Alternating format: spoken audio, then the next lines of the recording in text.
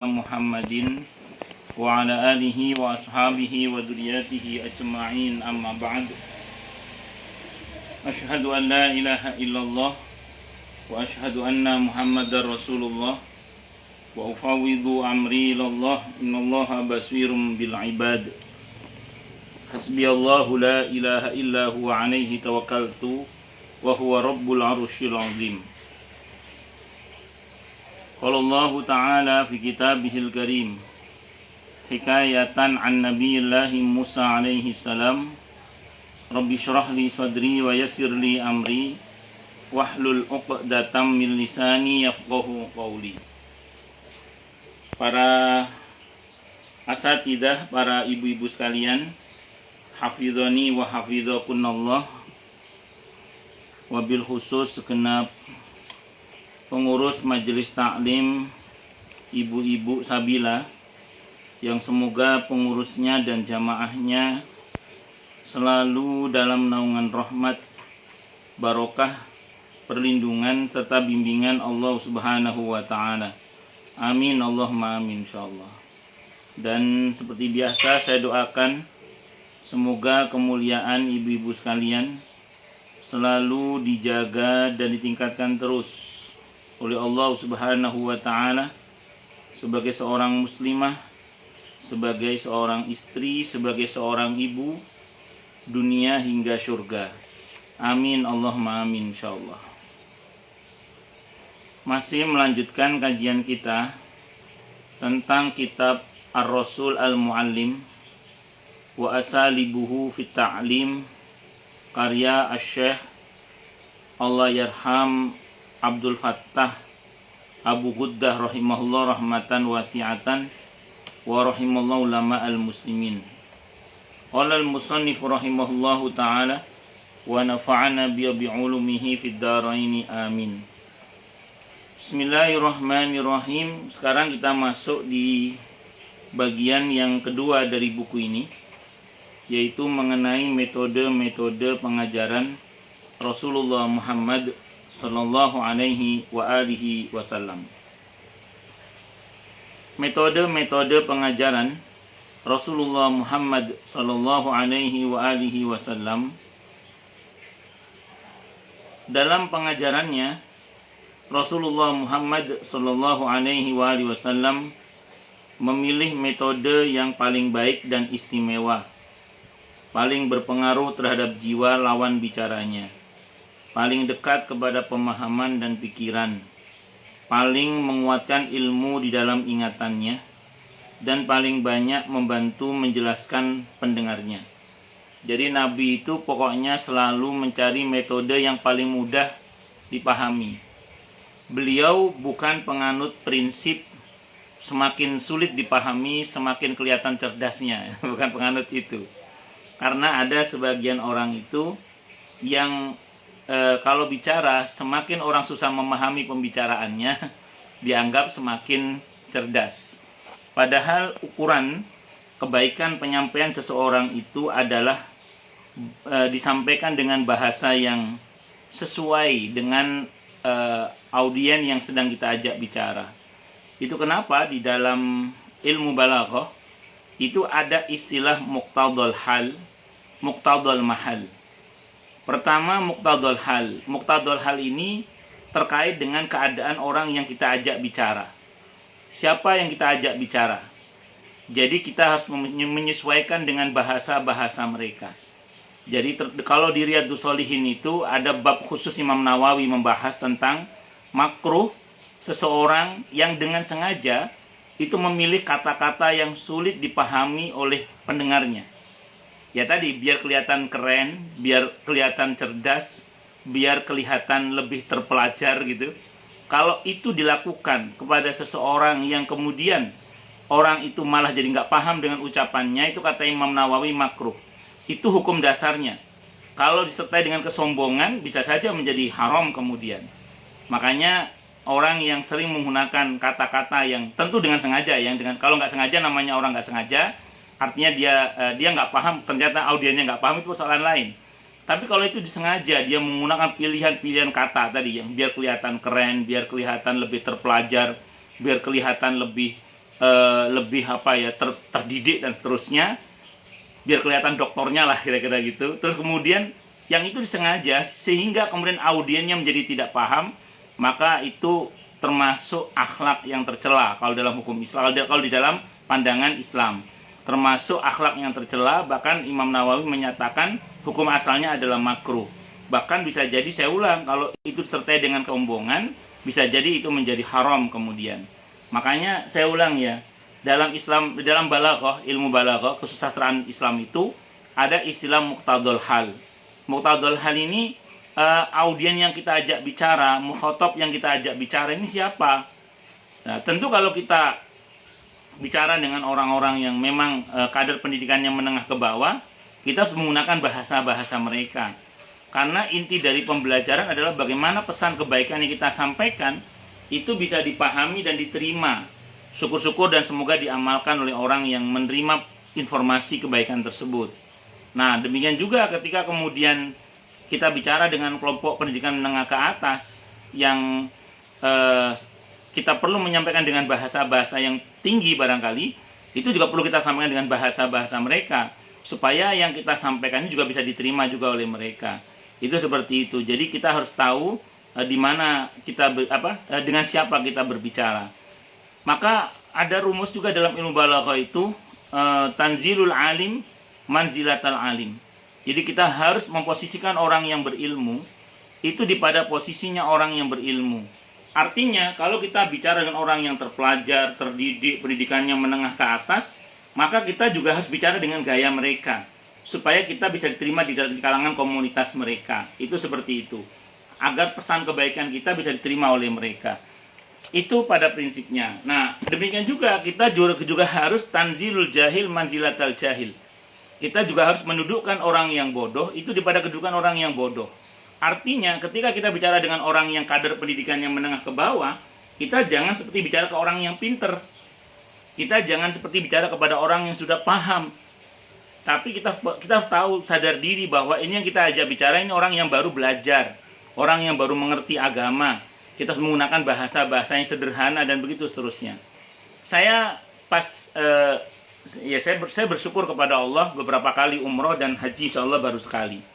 Nah, yang menarik begini, beberapa travel, nah ini saya nggak punya travel, jadi saya ngomongnya bebas kepentingan ya. saya nggak punya travel, jadi saya ngomongnya bebas kepentingan. Beberapa travel haji dan umroh itu harus membuat saya dalam tanda kutip ya kecewa. Kenapa saya bilang kecewa? Karena begini, saya masih ingat betul itu, ketika saya pernah pertama kali umroh saat itu tahun 2012. Di tahun 2012 saya pertama kali umroh. Bagaimana travel saya itu memberlakukan saya dan rombongan yang bersama dengan saya saat itu seperti sudah pernah umroh berkali-kali. Jadi kami itu dipandang seperti orang yang sudah biasa umroh, padahal itu pertama kali kami umroh. Itu pertama kali saya lihat fisiknya Ka'bah yang saya kayak mimpi itu. Itu pertama kali saya menginjakkan kaki saya di tanah suci.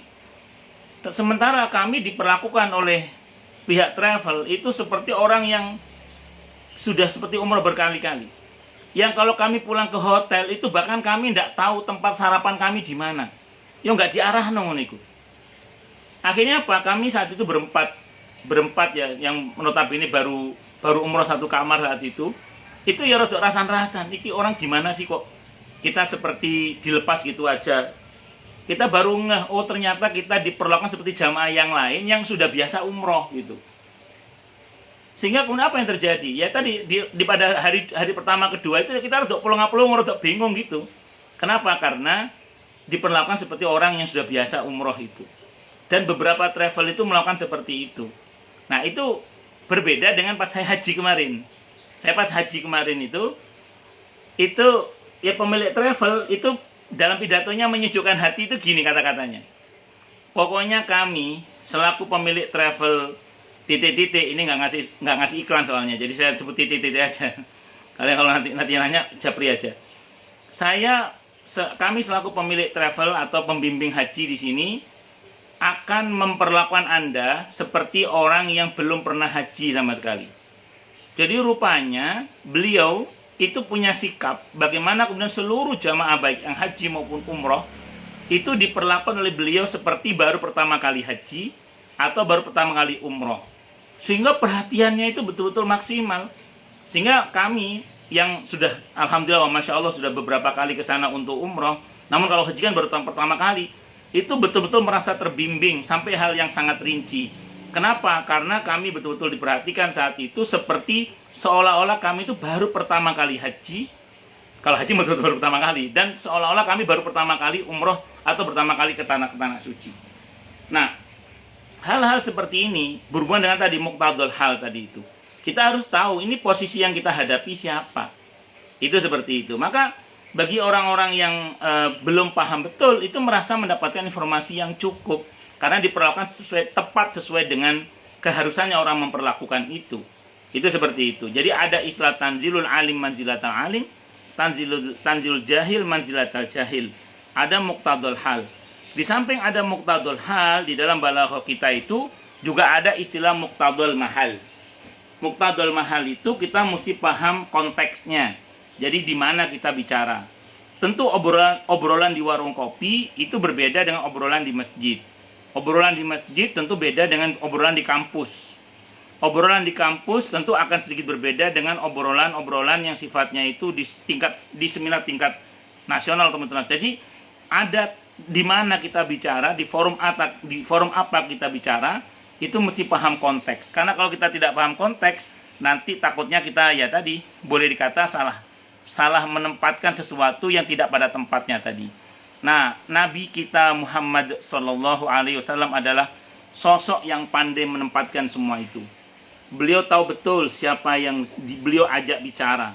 Sehingga tidak semua sahabat itu lantas kemudian diperlakukan sama oleh Rasulullah mengingat yang dihadapi berbeda. Ada sebagian sahabat Nabi itu yang bisa dimarahi. Sehingga kalau bersalah Nabi marah. Dan marahnya efektif. Kenapa? Karena sahabat ini bisa dimarahi. Contoh, sahabat Mu'ad bin Jabal radhiyallahu an. Sahabat Mu'ad bin Jabal radhiyallahu an termasuk jenis sahabat yang kinasih. Termasuk sahabat yang terpelajar, ahli ilmu. Imannya udah mantap, dimarahi itu siap. Sehingga pernah suatu saat beliau melakukan sebuah kesalahan dalam bentuk sholat isya berjamaah menjadi imam pada satu kaum, rakaat pertama surah Al-Baqarah babat habis. Sehingga kemudian sebagian makmumnya mufaraqah, munfarid, memisahkan diri dari jamaah. Kemudian Mu'ad bin Jabal radhiyallahu anhu marah dan mengatakan, kalian yang selesai lebih dulu sholatnya adalah orang-orang munafik. Mereka yang turun munafik, tidak terima. Dan beliau mengatakan, demi Allah saya tidak munafik, Anda sholatnya kelamaan. Kebayang nggak sholat isya rakaat pertama surah Al-Baqarah babat habis. Anda akan saya laporkan kepada Rasulullah Muhammad Sallallahu Alaihi Wasallam. Maka dilaporkanlah kepada Nabi kita Muhammad Sallallahu Alaihi Wasallam. Begitu dilaporkan, apakah Nabi langsung marah? Tidak. Nabi bilang panggil Mu'ad. Dipanggil Mu'ad bin Jabal radhiyallahu an. Begitu dipanggil, apakah Nabi langsung marah? Tidak. Nabi suruh duduk dulu Mu'ad. Udnu, sini mendekat Mu'ad. Suruh mendekat Mu'ad bin Jabal radhiyallahu an. Begitu mendekat, Nabi tanya secara baik-baik, apa betul konfirmasi tabayun, apa betul wahai Mu'ad, kamu tadi malam melakukan salat isya berjamaah pada satu kaum di mana kamu rakaat pertama surah Al-Baqarah babat habis. Kalau bahasa kita, ini saya cerita selama riwayat ya. Nah, terus kemudian Mu'ad bin Jabal dengan senang mengatakan, benar ya Rasulullah, benar. Ternyata mau dimarahi. Begitu jelas di mana Nabi harus marah. Begitu jelas di mana Nabi harus marah, di situ Nabi marah. Dan Mu'ad bin Jabal radhiyallahu anhu tipe sahabat yang bisa dimarahi. Dan dimarahi oleh beliau, afattanun anta ya Mu'ad. Nabi marah begitu. Begitu jelas di mana beliau marah. Apakah kamu akan membuat kekacauan dalam agama ini wahai Mu'ad? Nabi marah di situ.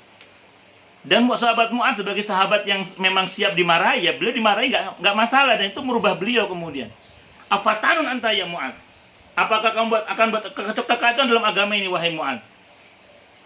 Di mana kamu terhadap surah As-Sabbihisma Rabbikal A'la, kata beliau. Di belakang kamu itu Mu'ad, Nabi marahnya fokus.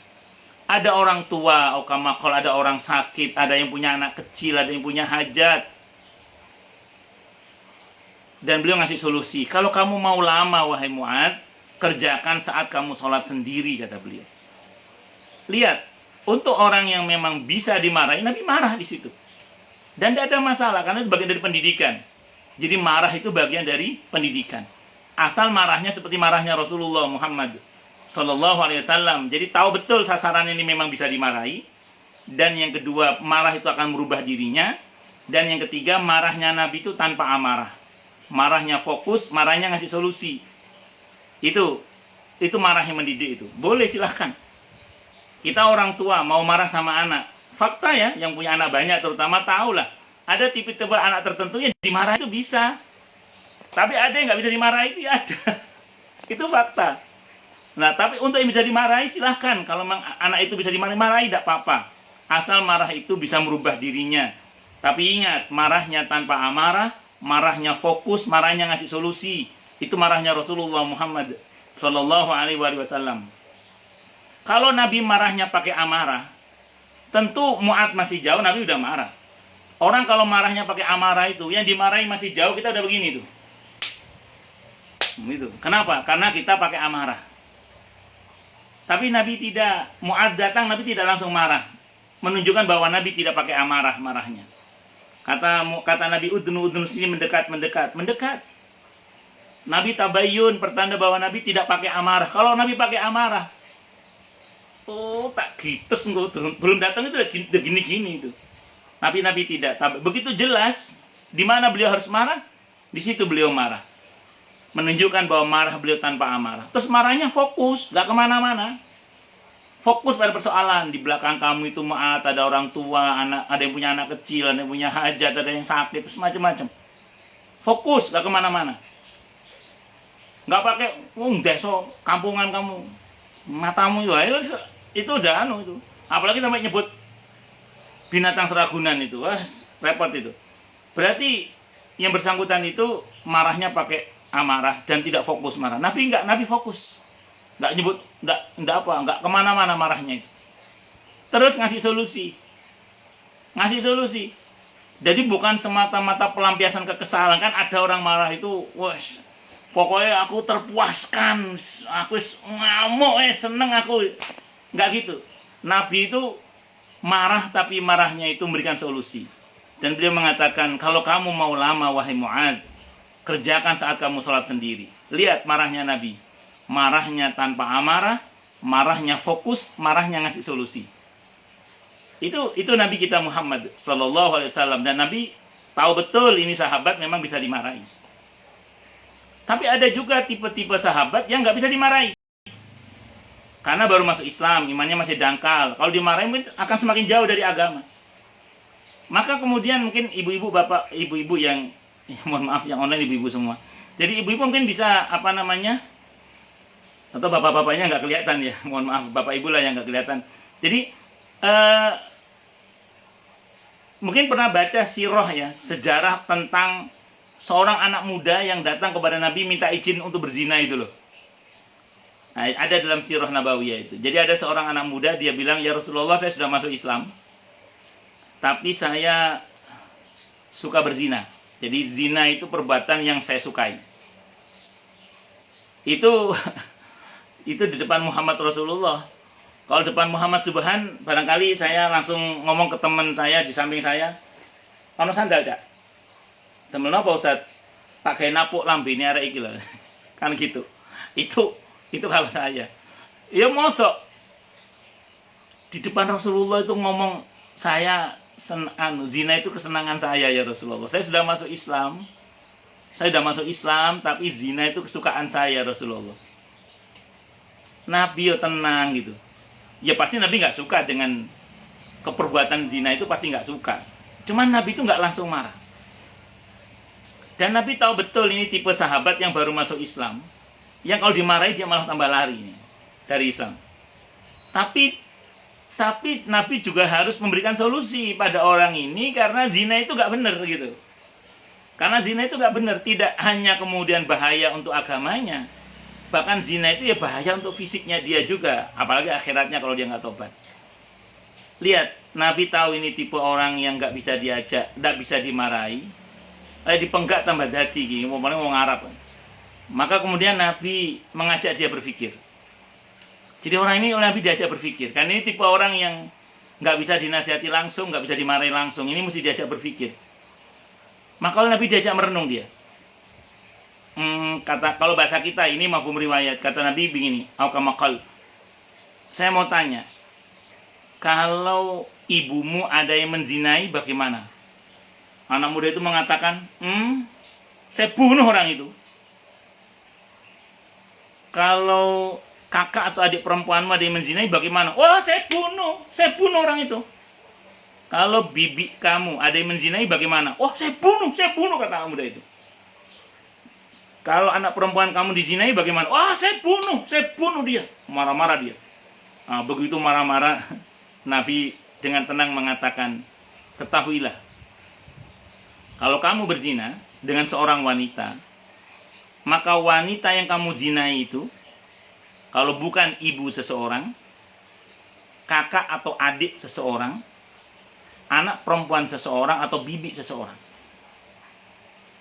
Dia diem gitu. Begitu dia mulai terguncang kan perasaannya. Bahwa ternyata selama ini kalau dia berzina, yang dia zina itu kalau bukan ibu seseorang, anak perempuan seseorang, adik atau kakak perempuan seseorang, bibi seseorang. Waduh, dia lemes ya. Kata Nabi, udnu, sini mendekat kata Nabi. Dipukul dadanya sama Nabi itu.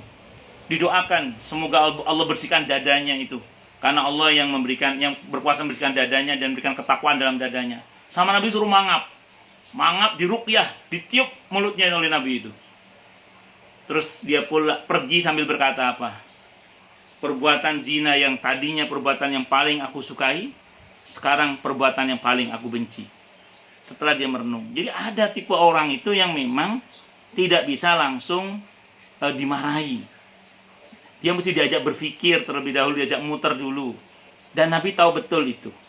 Makanya ada tipe-tipe sahabat yang Nabi seperti itu. Ada juga tipe-tipe sahabat itu yang tidak bisa dinasihati langsung. Tapi mesti pinjam mulut. Ini ada beberapa versi riwayat ya. Tentang Abdullah bin Umar radhiyallahu anhuma. Yang dibawa oleh ayahnya Umar bin Khattab radhiyallahu anhu saat itu di usia masih muda. Dikatakan, ya Rasulullah, ini Abdullah bin Umar, kata Sayyidina Umar bapaknya. Suruh sholat malam itu sulit, pakai dal kalau bahasa kita. Susah ini, sholat malamnya anak ini susah ya Rasulullah. Tolong nasihati ya Rasulullah. Nabi itu tidak mau nasihati seketika. Kata Nabi, bawa pulang dulu. Akhirnya suruh pulang itu. Abdullah bin Umar sama Sayyidina Umar suruh pulang. Terus suatu saat di sebuah majelis ilmu, di sisi yang lain suatu saat Abdullah bin Umar mimpi ya. Mimpi dibawa terbang oleh malaikat, diceritakan kepada saudarinya Hafsah, diceritakan kepada Rasulullah. Rasulullah menjawab pertanyaan itu bahwa sebaik-baik manusia adalah Abdullah bin Umar kalau dia rajin sholat malam. Itu versi yang populer kepada Siti Hafsah Nabi menceritakan. Versi yang lain itu gini. Jadi di suatu majelis, ini kan Abdullah bin Umar anak muda, usianya sekitar 15-an tahun saat itu. Kalau bapaknya Umar bin Khattab radhiyallahu anhu, anaknya ketahuan lah bagaimana kira-kira anaknya. Bapaknya aja kayak gitu, anaknya kira-kira kayak apalah. Kan fotokopiannya lah. Jadi Nabi tahu betul ini anak muda, nggak bisa dinasihati langsung. Maka di suatu majelis Nabi bersabda kepada para sahabat yang lain. Kata beliau, sebaik-baik manusia adalah Abdullah bin Umar kalau dia rajin sholat malam. Sebaik-baik manusia adalah Abdullah bin Umar kalau dia rajin sholat malam. Audien kan mendengar statement Nabi itu. Abdullah bin Umar nggak ada di situ saat itu. Abdullah bin Umar anak muda lah, lagi nggak ada di situ lah pokoknya. Terus begitu keluar dari majelis para sahabat besar ini, setiap ketemu Abdullah bin Umar, setiap orang mengatakan, Abdullah, sini. Ada apa? Tadi Rasulullah bersabda loh, sebaik-baik manusia adalah kamu kalau kamu rajin sholat malam. Selep, masuk. Nanti ketemu sama orang lagi, Abdullah, ada apa? Tadi Rasulullah bersabda di majelisnya, sebaik-baik manusia adalah kamu kalau kamu rajin sholat malam. Jelep, masuk lagi.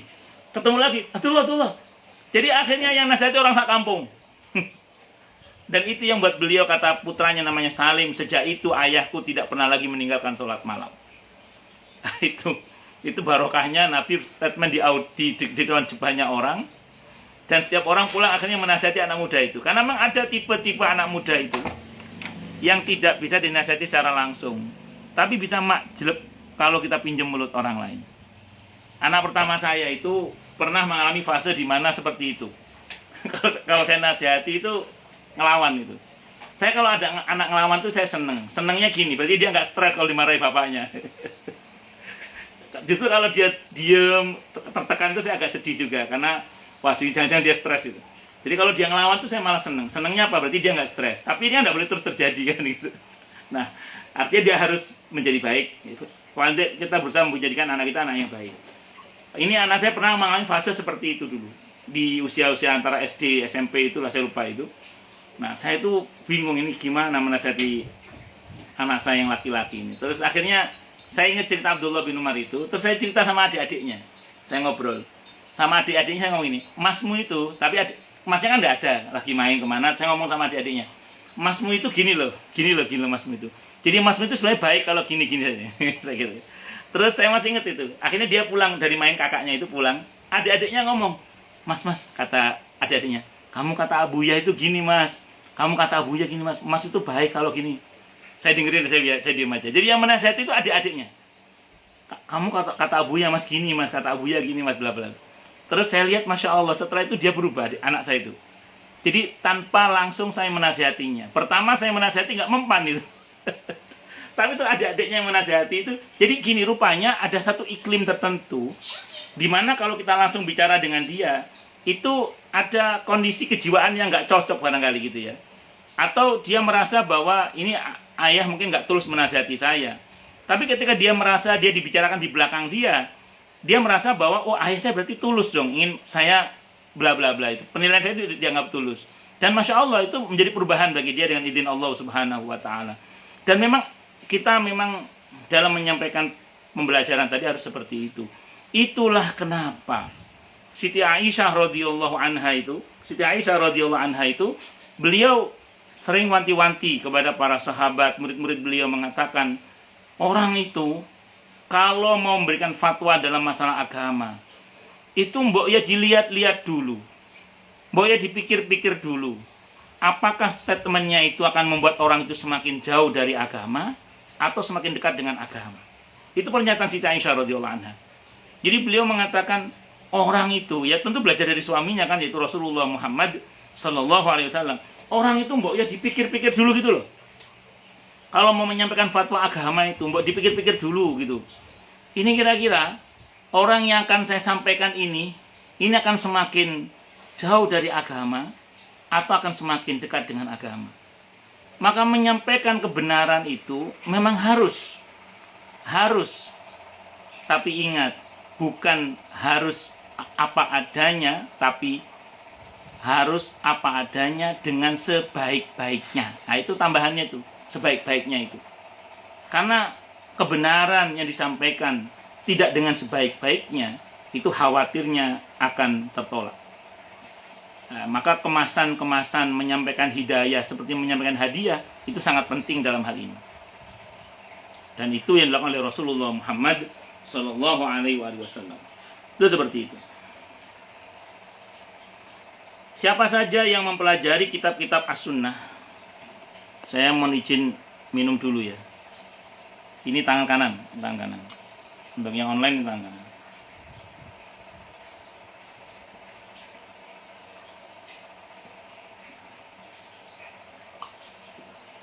Alhamdulillah.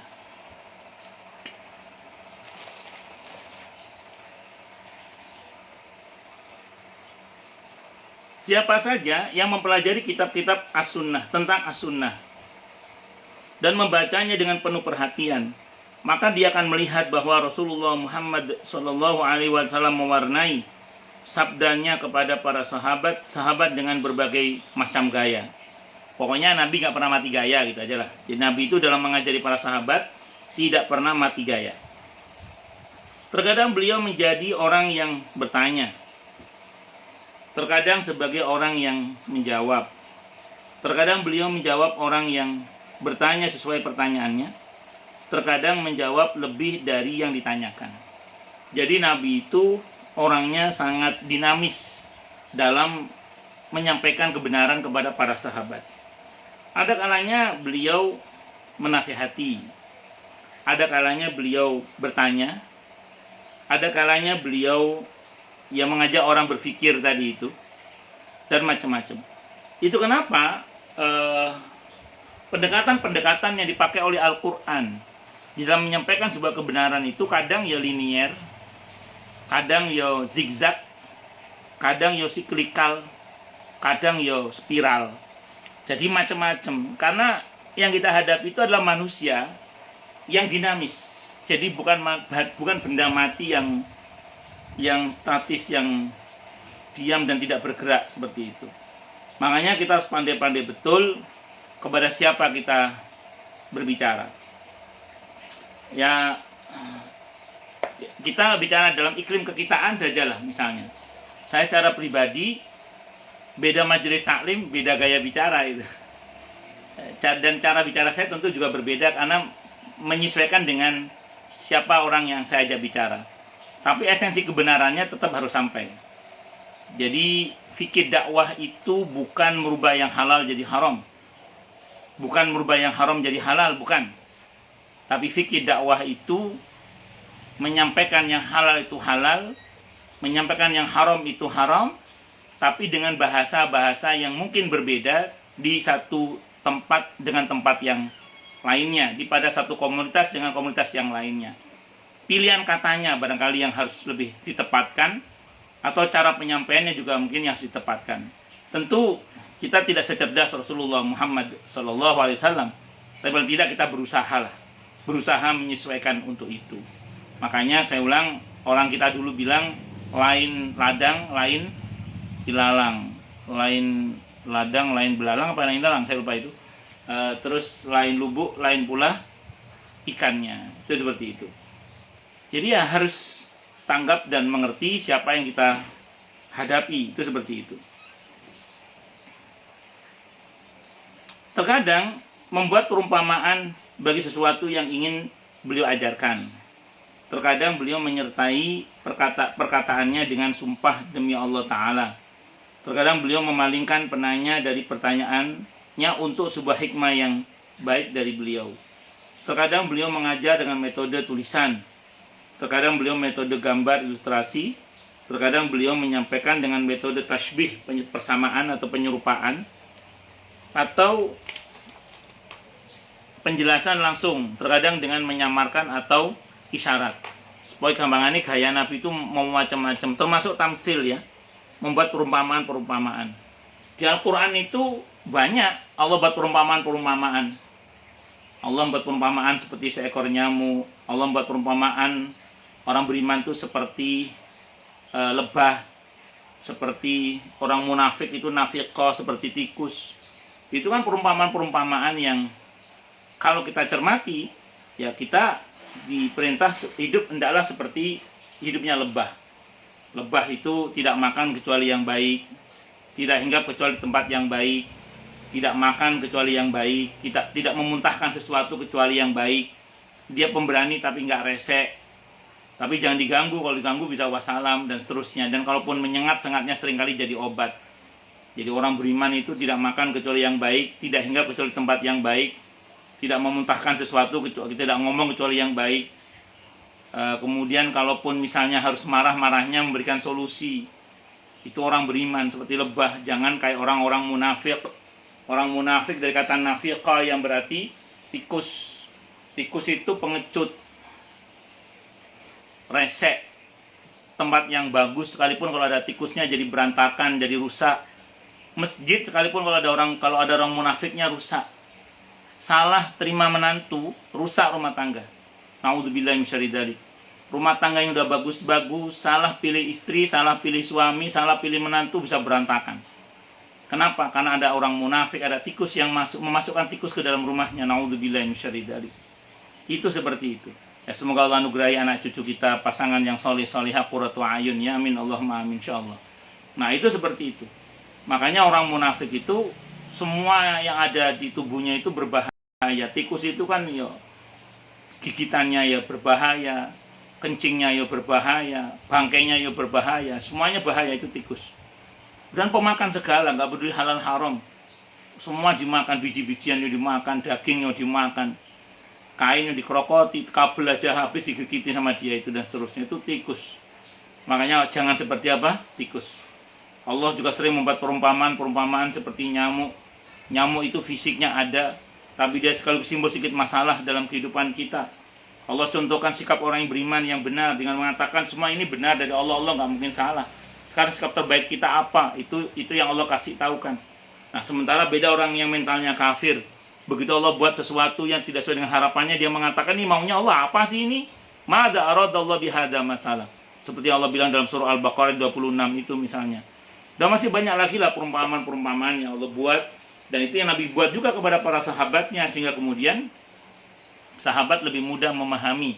Karena ada tamsil, ada perumpamaan-perumpamaan.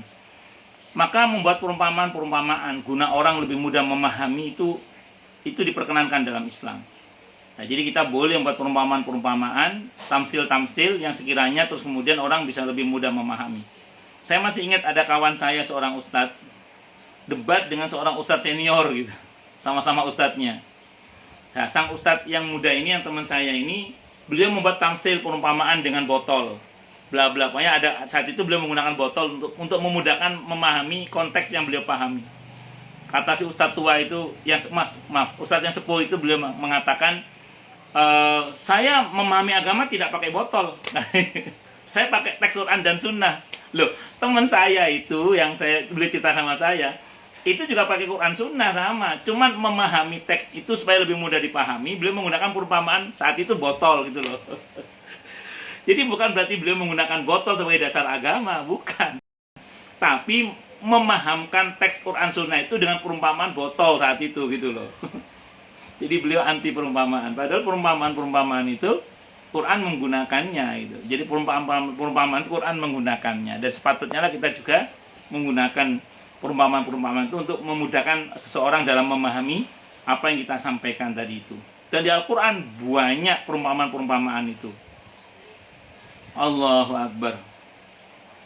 Terkadang Rasulullah Muhammad Sallallahu Alaihi Wasallam membawakan suatu perkara yang masih samar, lalu menyebutkan jawabannya. Terkadang beliau menempuh dengan metode-metode bercanda dan mengajukan teka-teki terkait apa yang akan beliau ajarkan. Terkadang beliau menyiapkan prolog yang lembut bagi perkara yang akan beliau ajarkan dan jelaskan. Terkadang beliau menempuh cara membandingkan atau kias antara beberapa hal. Terkadang beliau menunjukkan beberapa ilat sebab kemudian menyebutkan jawabannya. Jadi Nabi itu tidak menjadikan majelisnya itu stagnan gitu, tidak menjadikan majelisnya itu enggak dinamis. Majelis Nabi dinamis, kadang Nabi ada bercandanya, dan itu sengaja oleh beliau. Sengaja tidak untuk membuat orang tertawa sebenarnya, tapi lebih kepada supaya seger aja majelisnya itu. Jadi konteksnya adalah untuk dalam tanda kutip ya, membuat segar suasana sehingga kemudian suasana itu menjadi fresh untuk sampaikan sebuah kebenaran. Ya kita tahulah beberapa joke atau bercandanya Nabi kita Muhammad Sallallahu Alaihi Wasallam dengan beberapa para sahabatnya, sehingga kemudian banyak sahabat yang kemudian tertawa dengan semua itu. Dan itu merupakan bagian dari dinamika cara Nabi menyampaikan sebuah kebenaran. Pernah datang kepada Nabi seseorang dengan membawa kudanya, dan Nabi mengatakan, kamu naik apa ke sini? Saya naik kuda ya Rasulullah. Oh, naik anak kuda, kata Nabi. Sahabat itu agak ngeyel, saya naik kuda ya Rasulullah. Nah, iya, kamu kan naik anak kuda. Yang saya naiki kuda ya Rasulullah. Nah, iya, kamu kan naik anak kuda, kata Nabi. Kuda ya Rasulullah. Kan kuda anaknya kuda, kata Nabi. Terus ketawa. Itu udah biasa seperti itu. Jadi nggak garing gitu. Bercandanya Nabi itu nggak garing gitu. Sehingga pernah juga ada seorang nenek-nenek datang sama Nabi mengatakan, ya Rasulullah, apakah saya bisa masuk surga? Kata Nabi, tidak bisa. Nangis nenek itu. Kenapa nangis, Nek? Karena engkau mengatakan saya tidak bisa masuk surga ya Rasulullah. Nabi mengatakan, di surga nggak ada nenek-nenek. Nanti Anda masuk surga nggak jadi nenek-nenek gini. Anda akan menjadi orang yang muda kembali, sehat, kinyis-kinyis lah kalau bahasa kita, dan seterusnya. Terus baru dia tersenyum misalnya. Dan itu sahabat menyaksikan, dan sahabat semua tersenyum menyaksikan semua itu. Nah, belum lagi nanti beberapa bentuk canda beliau yang lainnya, yang itu sangat luar biasa. Nah, sehingga pernah suatu saat misalnya Banyaklah contohnya, nanti insya Allah kita akan ketemu sambil jalan.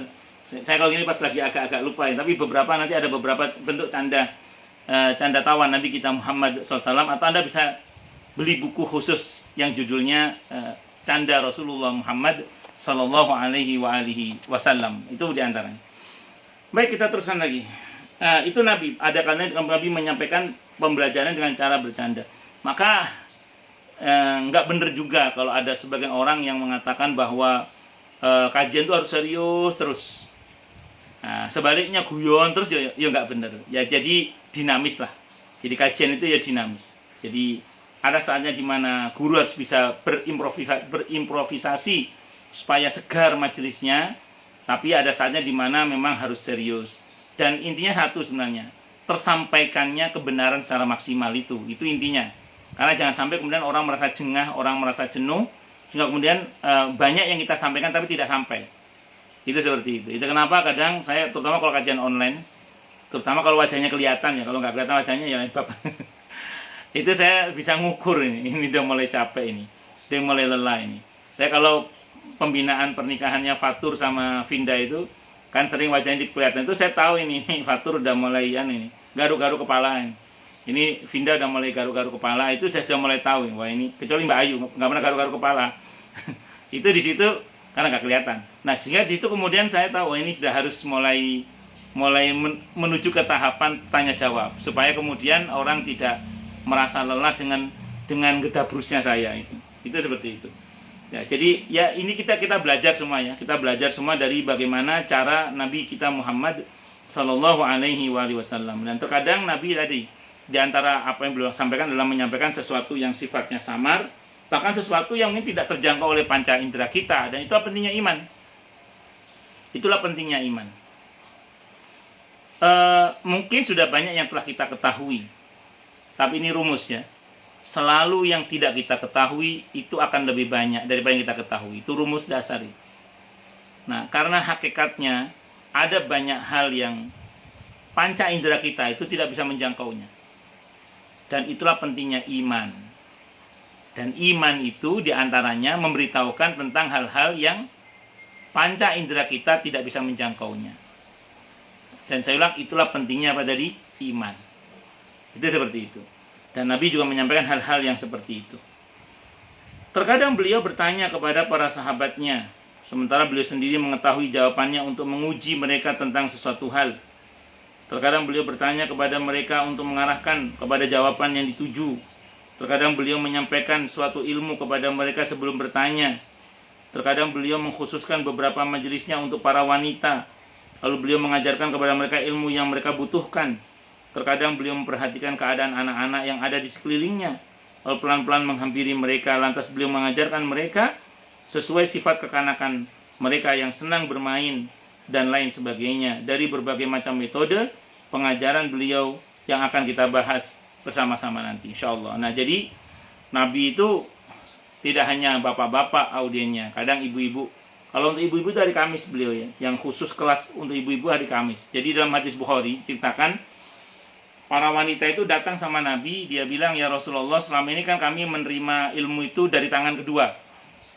Jadi para suami ngaji langsung sama Rasulullah Muhammad Sallallahu Alaihi Wasallam, terus mereka menyampaikan kepada para istrinya. Nah, para istri ini protes dalam tanda kutip, ya Rasulullah, minta dong waktu untuk kami supaya kami bisa dapat ilmu langsung dari engkau, dari sumbernya langsung. Selama ini kan tangan kedua gitu. Maka Nabi mengatakan, dalam hadis Bukhari, ya sudah cari waktunya, kata Nabi, cari waktunya. Akhirnya disepakati hari Kamis. Dalam Sahih Bukhari hari Kamis. Jadi hari Kamis itu khusus daurah bagi sahabiat, bagi para sahabat-sahabat wanita. Nah, itu jadi pada hari Kamis itu bapak-bapaknya ngasuh anak-anaknya, atau anak-anaknya ikut ngaji ibunya sama ibunya. Khusus hari Kamis itu kelasnya Nabi untuk para sahabiah, yaitu para sahabat-sahabat wanita. Nah, itu Nabi sebagai Kamis. Nah, ada saatnya di mana beliau berkumpul dengan anak-anak. Kita tahulah ada beberapa anak-anak binaan Rasulullah Muhammad SAW yang akhirnya jadi tokoh besar. Siapa di antaranya? Anas ibn Malik radhiyallahu anhu. Itu masuk Islam di usia 10 tahun. Oleh ibunya dititipkan langsung kepada Rasulullah Muhammad SAW. Dalam binaan Rasulullah, sahabat Anas ibn Malik radhiyallahu anhu akhirnya menjadi ulama besar. Menjadi ulama besar, bukan ulama biasa, ulama besar. Di antara yang anak-anak yang dibina langsung oleh Rasulullah Muhammad SAW adalah Ibnu Abbas, Abdullah bin Abbas radhiyallahu anhuma. Satu sahabat dan sepupu Nabi kita Muhammad sallallahu alaihi wasallam, yang dalam pembinaan beliau akhirnya menjadi ulama besar. Itu sahabat Mu'adz ibn Jabal radhiyallahu anhu. Sahabat Abdullah bin Abbas radhiyallahu anhuma. Kalau Mu'adz bin Jabal itu masuk Islam di usia 17-an tahun. Yang itu kan masih anak muda juga sih. Cuman yang masih kanak-kanak itu di antaranya Anas bin Malik radhiyallahu an, Abdullah bin Abbas, Abdullah bin Umar. Itu binaan Nabi dari sejak kecil. Itu menjadi tokoh-tokoh yang sangat luar biasa pada akhirnya. Bahkan saya ulang ya, Nabi itu termasuk tipe sosok pribadi yang suka menggali potensi anak-anak muda. Jadi kalau ada anak-anak muda yang berpotensi, itu digali potensinya oleh Nabi hingga menjadi tokoh yang diakui dunia bahkan. Maka tadi diantaranya ada beberapa tokoh ternama dalam sejarah kehidupan Nabi kita Muhammad Sallallahu Alaihi Wasallam, yang itu dibina dari anak-anak muda, dari anak-anak kecil bahkan, yang hingga menjadi tokoh-tokoh yang sangat diperhitungkan dalam kancah pemikiran dunia. Tidak hanya dunia Islam, bahkan di dunia pada umumnya. Itu seperti itu. Bahkan tidak hanya dunia, tapi juga akhirat. Nah, kita hendaklah seperti itu. Sebagaimana Nabi kita Muhammad Sallallahu Alaihi Wasallam dalam hal ini. Terus kemudian berikut ini akan saya sajikan, kata Syekh Abdul Fattah Abu Ghuddah rahimahullah rahmatan wasi'atan. Berikut ini akan saya sajikan contoh-contoh dari berbagai metode dan cara yang telah disebutkan di atas maupun yang belum, yang terdapat dalam petunjuk Nabi kita Muhammad SAW. Kita senang ya, alhamdulillah, insyaallah kita nanti akan banyak belajar dari beberapa hadis yang dicontohkan oleh Syekh di sini tentang bagaimana dulu Rasulullah Muhammad SAW termasuk dalam hal metode-metode yang bermacam-macam tadi itu, yang mudah-mudahan kita bisa mengaktualisasikannya dalam kehidupan kita sehari-hari ya. Amin Allahumma amin insyaallah. Jadi berikut ini akan saya sajikan contoh-contoh dari berbagai metode dan cara-cara yang telah disebutkan di atas maupun yang belum, yang terdapat dalam petunjuk Nabi kita Muhammad SAW pada kitab-kitab sunnah yang suci. Tidak ada taufik bagiku melainkan dengan pertolongan Allah. Hanya kepadanya aku bertawakal dan hanya kepadanya aku kembali. Nah, ini insyaallah di pertemuan-pertemuan yang akan datang kita akan membahas mengenai contoh-contoh dari metode-metode yang diterapkan oleh Rasulullah Muhammad SAW dalam pengajaran beliau, yang mana beliau sangat dinamis dalam menyampaikan ilmu, dalam mengajarkan kebaikan, dan tidak monoton dan tidak apa ya istilahnya ya, enggak statis lah, enggak stagnan. Jadi Nabi itu orangnya sangat dinamis dalam menyampaikan kebenaran, asik, menyenangkan, dan cocok. Dan tadi pertimbangannya muqtadul hal, muqtadul mahal. Audien yang bicara diperhatikan, di mana bicara itu juga diperhatikan. Itu seperti itu. Saya kira ini dulu. Kalau masih ada waktu kita lanjut ke bab-bab berikutnya. Barangkali ada pertanyaan dulu, mungkin silahkan. Yang mau tanya, protes, marah boleh silahkan. Saya sambil izin minum dulu ya. Saya izin, ini tangan kanan, ini tangan kanan.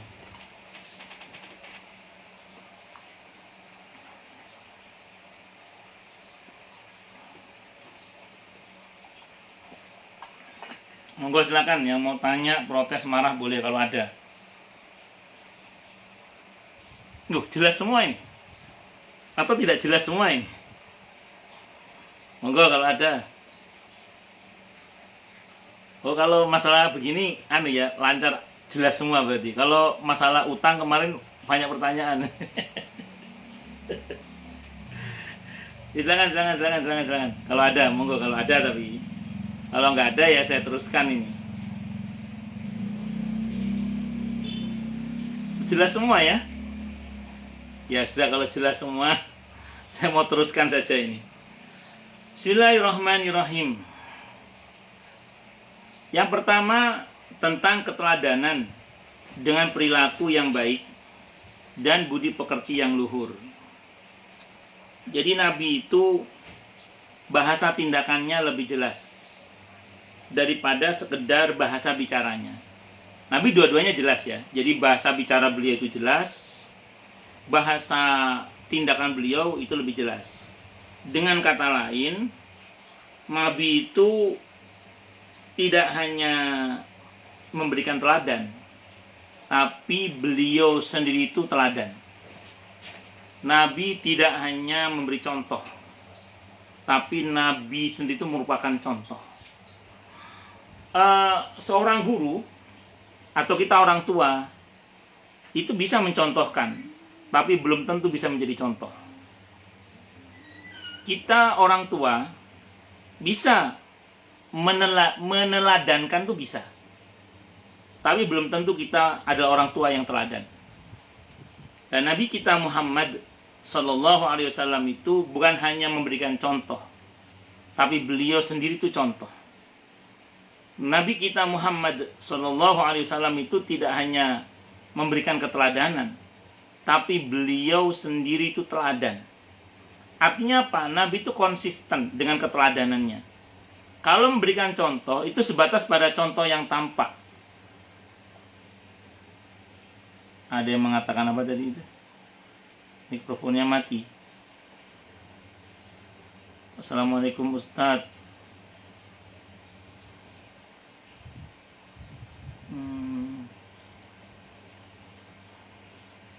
Oh iya, Ibu Nani Agustini, mati yang husnul khotimah itu yang bagaimana? Saya teruskan dulu ya untuk kata-kata tadi. Jadi kalau orang sekedar memberi contoh, itu sebatas pada contoh yang sementara. Gini loh caranya bersikap sama orang tua, salim itu gini, hormat itu gini misalnya. Itu kan sebatas pada contoh. Tapi Nabi tidak hanya contoh. Nabi tidak hanya mencontohkan, tapi Nabi itu sendiri contoh. Dan itu dipraktekkan dalam kehidupan sehari-hari beliau secara konsisten. Itu Nabi. Jadi Nabi tidak hanya meneladankan dalam bentuk keteladanan yang sesaat, tapi beliau sendiri itu memang teladan.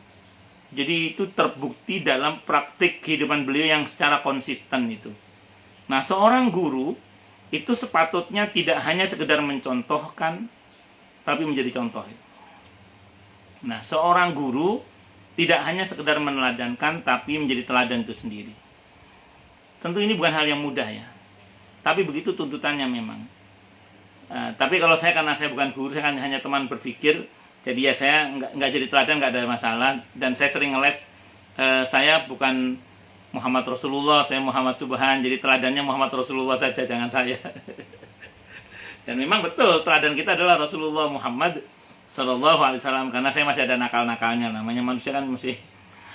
Baik, itu ya diantaranya. Nah, ini pertanyaan Bu Nani Agustin saya jawab dulu sebelum kita masuk ke pembahasan ini insya Allah. Jadi gini, husnul khotimah itu baik di akhirnya. Husnu itu kan baik, al khotimah itu penutupannya. Jadi baik di penutupannya di akhirnya. Itu namanya husnul khotimah. Husnul khotimah ini intinya satu, mati dalam kebaikan yang Allah ridhoi. Jadi saya ulang, intinya satu, mati dalam kebaikan yang Allah ridhoi.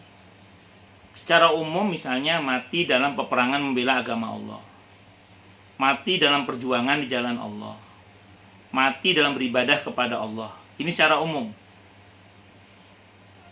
Nanti rinciannya banyak, mati di hari Jumat, tentu dalam kebaikan ya. Mati karena sakit perut, tentu dalam kebaikan dia. Mati tertimpa reruntuhan, tentu dalam kebaikan lagi, dan seterusnya lah. Tapi secara umum tiga itulah. Mati dalam peperangan di jalan Allah, mati dalam perjuangan di jalan Allah, dan mati sedang beribadah kepada Allah. Yang pertama dulu, mati dalam peperangan di jalan Allah. Nah, ini kan tidak semua orang berkesempatan perang. Maka kita langsung yang kedua, mati dalam perjuangan di jalan Allah. Ini yang sering saya bilang Bu di mana-mana.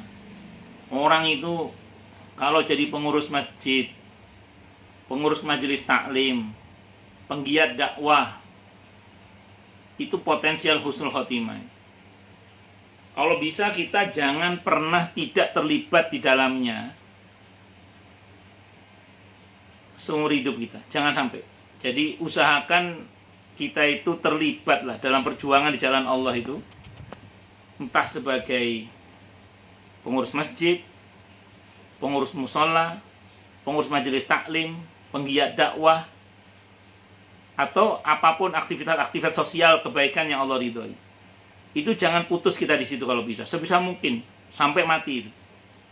Sehingga paling enggak kita itu mati itu berstatus masih sebagai pengurus majelis taklim, mati masih sebagai anggota majelis taklim aktif, mati masih sebagai donatur masjid atau anak yatim misalnya, mati masih sebagai penggiat-penggiat dakwah. Itu usahakan di situ kita itu. Maka jangan hanya karena sudah tua terus mengatakan, maaf saya sudah nggak bisa aktif lagi di majelis taklim karena saya sudah tua. Jangan begitu. Justru semakin tua harus semakin bermanfaat.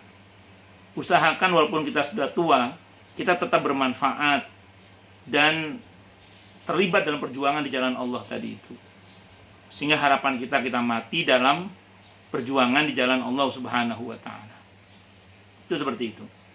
Kemudian sehingga syahid, husnul khatimah insyaallah. Nah, jadi saya ulang, orang yang terlibat dalam perjuangan di jalan Allah itu potensial husnul khatimah. Itu yang kedua. Yang ketiga, mati dalam keadaan beribadah kepada Allah. Ini juga tidak semua orang berkesempatan. Karena tidak semua orang meninggal sedang sholat. Tidak semua orang meninggal sedang saum. Tidak semua orang meninggal sedang membaca Al-Quran. Tapi ada kiat supaya kita itu potensial mati dalam keadaan berstatus sebagai orang yang sedang beribadah kepada Allah, walaupun kita mati di atas ranjang kita. Caranya bagaimana? Tebar sedekah sebanyak-banyaknya. Terutama pada orang dan tempat yang potensi kebaikannya itu produktif. Atau jariah kalau bahasa hadisnya itu. Jadi tebarkan sedekah, ini tidak hanya untuk Anda tapi juga saya ya. Tebarkan sedekah sebanyak-banyaknya. Ini tidak hanya masalah harta. Tentu bagi yang berharta lebih mudah. Bagi yang tidak berharta tidak harus dengan harta. Tapi bisa dengan memberi informasi kepada orang lain yang berharta. Di sana ada masjid yang membutuhkan bantuan. Di sana ada anak-anak yatim yang membutuhkan bantuan. Memberikan informasi itu juga bagian dari sedekah. Termasuk sedekah informasi, sedekah ide, dan seterusnya.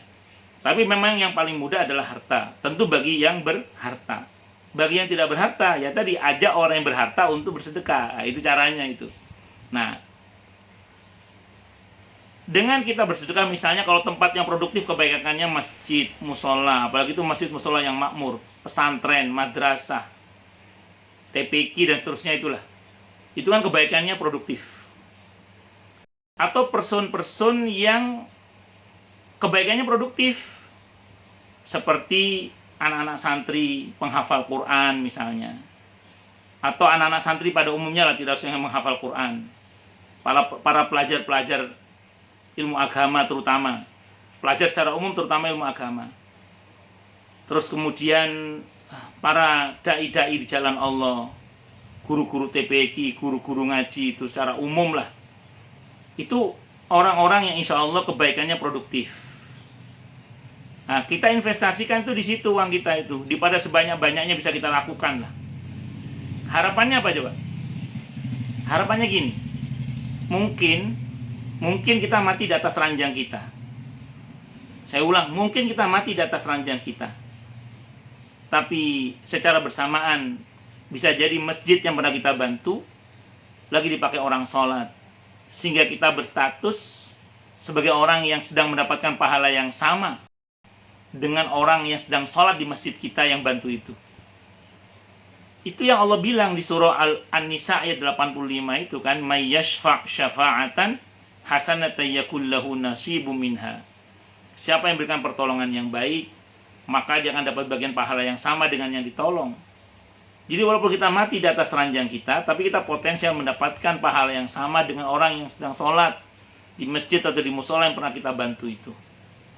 Mungkin kita mati di atas ranjang kita, tapi anak-anak santri yang pernah kita bantu pembiayaan pendidikannya itu, dia sedang membaca Al-Quran sekarang, dia sedang belajar sekarang, dia sedang sholat sekarang, sehingga kita dapat bagian pahala yang sama dengan mereka. Sehingga kita insya Allah walaupun mati di atas ranjang kita, tapi kita insya Allah berstatus sebagai orang yang sedang mendapatkan pahala yang sama dengan berbuat baik karena bantuan kita. itulah potensi husnul khotimahnya orang yang banyak menebar sedekah pada tempat atau orang yang kebaikannya produktif dalam hal ini. Mungkin kita mati di atas ranjang kita, tapi secara bersamaan guru TPQ yang pernah Anda bantu sedang mengajarkan agama, guru TPQ yang dulu membantu Anda, murid-muridnya sudah jadi ulama-ulama juga yang mengajarkan ilmu, sehingga guru itu dapat bagian pahala yang sama dengan muridnya, dan karena dia juga atas bantuan Anda, maka Anda dapat bagian pahala yang sama dengan guru itu, sebagaimana murid-murid mengamalkan ilmunya itu. Dan itu sampai hari kiamat. Dalam hadis Sahih Muslim, tanpa dikurangi sedikit pun pahalanya sampai hari kiamat. Itu seperti itu. Makanya pandai-pandailah dalam mendistribusikan sedekah kita supaya tepat sasaran, yang membuat kita potensial husnul khotimah, yaitu di pada tempat dan atau orang yang kebaikannya produktif dalam hal ini. Itu seperti itu. Itu ya Bu Nani Agustini, semoga bisa dimengerti makna dari husnul khotimah. Jadi mati dalam keadaan baik yang diridhoi oleh Allah Subhanahu wa Ta'ala dengan berbagai warna-warninya itu. Secara umum tadi 3, dalam perang di jalan Allah, atau berjuang di jalan Allah, dan atau yang ketiga mati dalam keadaan sedang beribadah kepada Allah. Walaupun semua itu mungkin tidak secara langsung, tapi sudah Allah hubungkan tadi di surah An-Nisa ayat 85 tadi. Wallahu a'lam bishawab. Baik, silakan kalau ada lagi. Ini nampaknya sudah 1 jam saya bicara, silakan. Kalau ada. Waalaikumsalam warahmatullahi wabarakatuh. Bu Maya, bagaimana kabarnya Bandung? Ya, saya mau tanya nih, hubungan yang tadi seperti husnul khotimah tadi, kadang saya suka kenyataannya suka ada ya, saya lihat misalnya dia kebaikannya itu dia seperti membangun musola gitu, padahal depan rumahnya yang pokoknya terdekat gitu ya, tapi dia dari segi ibadahnya tuh kurang, seperti yang saya lihat sendiri jarang gitu saya lihat dia sholatnya gitu, atau yang datang ke masjidnya gitu dia nggak pernah. Itu gimana Kak Ustaz? Misalnya dia gimana tuh di mata Allah, apa seperti apa tuh nantinya gitu?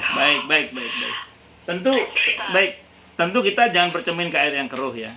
Kita jangan bercermin ke air yang keruh. Orang seperti itu jangan ditiru. Tapi ada tapinya Bu. Orang seperti itu masih ada harapan daripada orang yang tidak berbuat sama sekali. Jadi saya ulang, orang seperti itu masih ada harapan walaupun tidak, daripada yang tidak sama sekali. Paling tidak nanti di hadapan Allah ditimbang Bu. Fa amma man thaqulat mawazinuhu fahuwa fi 'ishatir radiyah. Wa amma man khaffat mawazinuhu fa ummuhu hawiyah. Tidak akan ditimbang nanti kalau kebaikannya lebih berat, ya dia masuk surga. Kalau keburukannya lebih berat, ya dia tetap masuk neraka. Tapi paling tidak dia sudah berbuat. Dan dia berbuat itu masih lebih baik dalam pandangan Allah daripada yang tidak berbuat sama sekali. Paling tidak dengan dia berbuat itu dia ada harapan. Ya mungkin sekarang dia masih belum baik. Tapi siapa tahu Bu, karena musola itu dipakai dalam kebaikan secara produktif, yang mendatangkan rahmat dan pahala dari Allah, sehingga pelan-pelan dengan izin Allah mengarahkan yang bersangkutan untuk taubatan nasuha, dan itu tidak sulit bagi Allah. Makanya saya ulang, mungkin itu tidak bagus, tapi paling tidak orang seperti ini sudah investasi harapan gitu. Jadi dengan dia membangun musola dan serupa itulah, banyak berbuat kebaikan itu, harapannya adalah semoga nanti di ujung cerita kehidupannya itu menjadi sebab tertolongnya dia dan dia selamat. Paling nggak di situ Maya saya kira. Wallahu a'lam bishawab. Walaupun kita nggak boleh mencontoh seperti itu ya. Kita harus, idealnya sih kita membantu orang lain untuk baik, dan kita pun juga harus berusaha menjadi pribadi yang baik. Saya kira itu Bu Maya. Wallahu a'lam bishawab. Oh iya, makasih Ustaz. Sami-sami. Warahmatullahi wabarakatuh. Kalau sehubungan dengan yang sebaiknya kita masih terus aktif gitu di suatu kegiatan yang positif gitu ya Ustaz. Kalau misalnya dia merasa nggak sanggup gitu, tapi nggak sanggupnya sebenarnya dia merasa aku nih gaptek gitu loh, jadi aku mundurkan diri aja gitu, tapi yang lain nggak mau gitu, nggak usah lah Bu, nggak apa-apa, pokoknya kita Ya, jadi gini. Cara kemampuan yang lainnya dia bisa gitu. Cuman dia merasa dia gaptek gitu. Jadi kan Ya, jadi saya mau cerita ini. Saya punya jamaah di Kemang Pratama itu, suaminya itu seorang marketing. Tapi saya kenal suaminya dan beliau nggak bisa bicara. Saya pernah ngomong sama istrinya, itu suami ibu nggak bisa bicara tapi jadi marketing. Iya Ustadz. Dan saya pernah nanya ke suami saya, gimana? Kamu kan nggak bisa ngomong kok bisa jadi marketing? Nggak apa-apa bun. Yang penting kan kita bisa bisa menggerakkan para marketing itu. Jadi untuk menjadi seorang marketing nggak harus pandai bicara, tapi dia pandai mengarahkan tim marketingnya itu. Nah, seorang pemimpin yang memimpin sebuah organisasi yang menggunakan teknologi itu tidak harus menguasai teknologi, tapi dia bisa menggerakkan orang-orang yang mengerti teknologi untuk bergerak sesuai dengan arahan pemimpinnya itu. Jadi kemampuan manajerial seorang pemimpin itu yang dibutuhkan sebenarnya. Dan itu tidak semua orang punya gitu loh. Tidak semua orang punya. Nah, disitulah mahalnya jiwa kepemimpinan itu. Saya kira itu Bu Nani. Wallahu a'lam bishawab. baik Ustaz. Okay. Oh Ustaz, ada satu lagi nih. Silakan. Ini Ustaz, kalau nanti kita nanti di sana nanti kalau kita ini kan kita punya binatang piaraan yang mati gitu, yang kita sayang itu mati gitu ya. Nanti itu di sana kita ketemu lagi sih, saking sedihnya kehilangan ayam piaraan. Matinya itu kan, aduh saya nangisnya tuh sedihnya tuh kayak apa gitu. Aduh saya semua bayangin nanti ketemu nggak ya gitu Ustaz. Gimana Ustaz? Saya mau tanya, ibu sangat mencintai binatang itu nggak?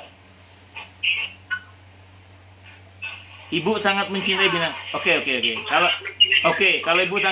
Kalau ibu sangat mencintai binatang itu, ya. Kalau ibu sangat mencintai binatang itu, kata Nabi, almar'u ma'aman ahabbah. Seseorang akan bersama dengan siapa dia cinta. Seseorang akan bersama dengan siapa dia cinta. Jadi insya Allah nanti ibu ketemu sama binatang itu nanti. Wallahu a'lam bishawab. Jangan khawatir. Ketemu nanti insya Allah. Ya udah, makasih Ustaz. Ya, sami-sami. Ada lagi? Assalamualaikum Ustaz. Assalamualaikum warahmatullahi wabarakatuh. Waalaikumsalam warahmatullahi wabarakatuh. Iya. Ya. Pak Ustaz mau tanya ya, alhamdulillah saya kan di rumah punya anak 3 cowok gitu kan.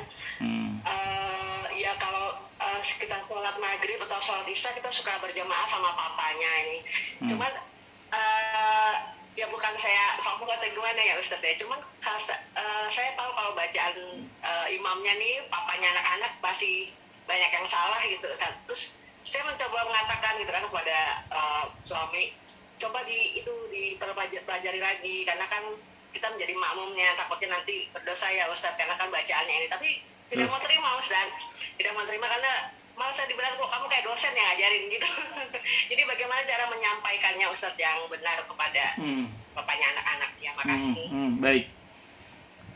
Secara umum saya bicara dulu secara fikih Bu ya. Secara fikih bacaan kurang-kurang dalam Al-Quran saat sholat selama masih bisa dimengerti maka itu tetap sah sholatnya. Seperti orang yang membaca Alhamdulillahirabbil alamin misalnya, asal memang betul-betul dia bisanya itu ya, maka asal makmumnya tahu ini maksudnya Al-Fatihah, maka sholatnya itu masih dipandang sah secara fikih. Tentu secara tajwid tidak benar, secara tajwid pasti nggak benar itu, tapi secara fikih itu dimaklumi. Jadi pertama saya sampaikan ini biar ibu tenang saja, bahwa walaupun bacaan suami beletotan misalnya gitu, selama bacaan suami masih bisa dimengerti ini Al-Fatihah, ini Al-Ikhlas, maka sholatnya masih dipandang sah. Jadi ibu tenang-tenang saja, itu satu. Kemudian yang kedua, bagus seorang istri berusaha untuk mengingatkan bacaan suaminya. Cuman memang ya gitu, suami itu kadang kalau dinasihati, kadang ya ada beberapa model suami itu yang tidak bisa, mungkin mohon maaf ya, diingatkan gitu istilahnya. Jadi kalau diingatkan, keluar statement seperti itu. Mungkin akan lebih baik kalau ibu pinjam mulut anak ibu, kalau sekiranya bisa. Kalau tidak bisa, diatur di strategi lah bagaimana caranya sekiranya dalam sholat itu dengan dalih melatih anak-anak, kalau anak-anak udah bagus bacaan Qur'annya, di rolling imamnya. Jadi sekali-kali mungkin anak yang pertama, kedua, dan seterusnya. Dan pertanyaan saya berikutnya, emang jauh dari masjid Bu rumahnya? Kenapa nggak di masjid aja gitu maksud saya? Ya. Lumayan ada. Jauh ya? Ada berapa ya? Lumayan. Jauh berarti ya? Beneran, tapi memang Jauh. kadang Ya. kalau pulang lumayan agak jauh. Ya sudah, kalau maksudnya kalau dekat di masjid, mending sholat di masjid, itu maksud saya. Tapi kalau jauh, ya sudah, namanya kalau jauh berarti bukan tetangga masjid. Kalau bukan tetangga masjid, sholat di rumah nggak ada masalah. Saya kira itu disiasati aja Bu, bagaimana caranya di rolling lah sekali-kali, atau sekali-kali Ibu perdengarkan ceramah seorang ustadz yang mengajarkan pentingnya baca Al-Quran dengan baik dan benar, misalnya gitu. Ya siapalah gitu. Saya kira itu. Jadi tidak harus Ibu langsung yang menasihati beliau. Iya. Paling enggak Ibu bisa pinjam mulut tadi itu, seperti itu. Wallahu a'lam bishawab. Iya, makasih Ustaz. Sami. Ada lagi atau cukup? Kalau enggak cukup dulu ya. Insyaallah yang akan datang kita bahas di bab yang tadi itu. Kita tutup dengan hamdalah. Alhamdulillahirabbil alamin. Semoga kajian kita bisa bermanfaat, mubarakah fid dini wad dunya wal akhirah, untuk kita, keluarga kita, dan seluruh umat Islam semuanya. Dan mudah-mudahan kita semua dijadikan oleh Allah sebagai orang-orang yang sukses dunia akhirat, selamat dunia akhirat, bahagia dunia akhirat, dan dipermudah setiap urusan kita oleh Allah fid dini wad dunya wal akhirah. Semoga Allah limpahkan hidayah selalu untuk kita. Semoga Allah tingkatkan selalu hidayah untuk kita, dan semoga Allah berikan hidayah untuk siapapun yang melihat kita. Subhanakallahumma bihamdika asyhadu an la ilaha illa anta astaghfiruka wa atubu ilaik. Sallallahu alaihi Muhammad wa ala alihi wa sahbihi wasallam. Saya mohon maaf. Assalamualaikum warahmatullahi wabarakatuh. Terima kasih banyak Bu. Jazakumullah khairan. Matur nuwun.